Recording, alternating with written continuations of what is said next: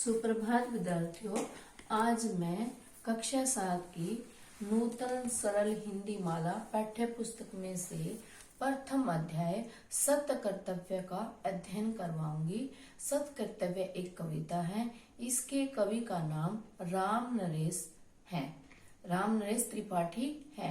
इस कविता में कविवर क्या करते हैं कि जड़ चेतन पदार्थों के द्वारा कार्य और लक्ष्य के बारे में बताते हैं, परंतु मनुष्य देश के प्रति और अपने कर्तव्यों को भूल गया है। वो अपने इतना स्वार्थी हो गया है कि अपनी सुख सुविधाओं में ही लगा रहता है।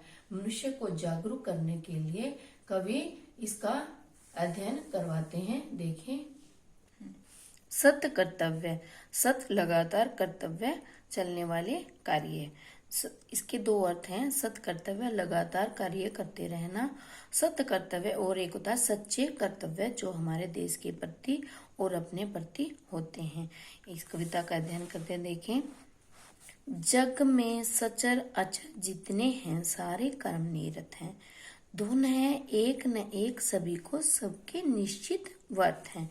जग में संसार में सचर सजीव अचर जड़ निर्जीव जड़ और चेतन जितने हैं, जितने भी वस्तुएं हैं सारे सभी कर्म निरत हैं। सभी क्या कार्य में लगे रहते हैं, कर्म करते रहते हैं।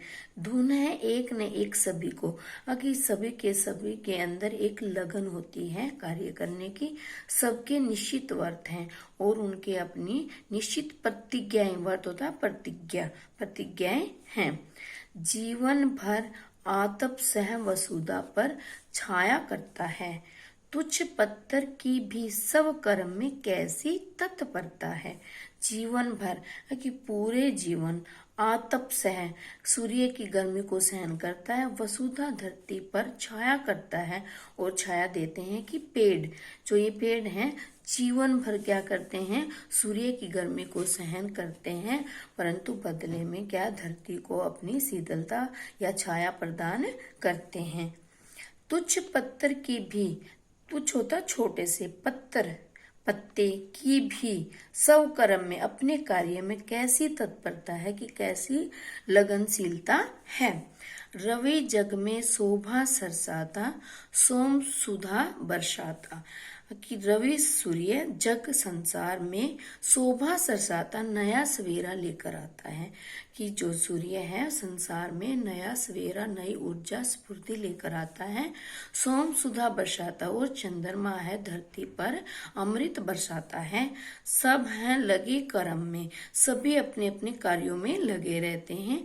कोई निष्क्रिय दृष्टि न आता कि कोई भी कर्महीन दिखाई नहीं आता है। अर्थात जो प्रकृति है वह अपने कार्य में लगी रहती है और कोई भी इस प्रकृति में कर्महीन निठल्ला दिखाई नहीं देता है उद्देश्य नितांत तुच्छ तृण के भी लघु जीवन का।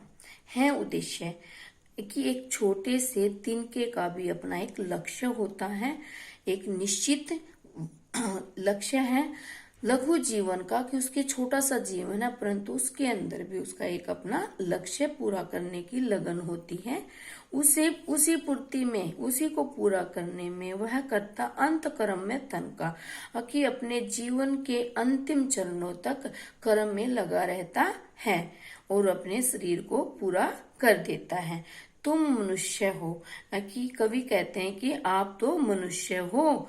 अमित बुद्धि, आपको तो क्या है, सीमा रहित अर्थात सोचने समझने की बहुत ही शक्ति है। बल विलसित जन्म तुम्हारा और जो तुम्हारा जन्म हो वैभव युक्त है। क्या उद्देश्य रहित हो जग में, क्या आप इस जीवन में इस संसार में बिना लक्ष्य के हो। तुमने कभी विचारा, ये बात आपने कभी सोची है। अर्थात कवि कहना चाहते हैं कि इस संसार में बहुत से ऐसे मनुष्य हैं जिनके जीने का कोई लक्ष्य नहीं है और वो ऐसे ही धरती पर निठल्ले घूमते रहते हैं।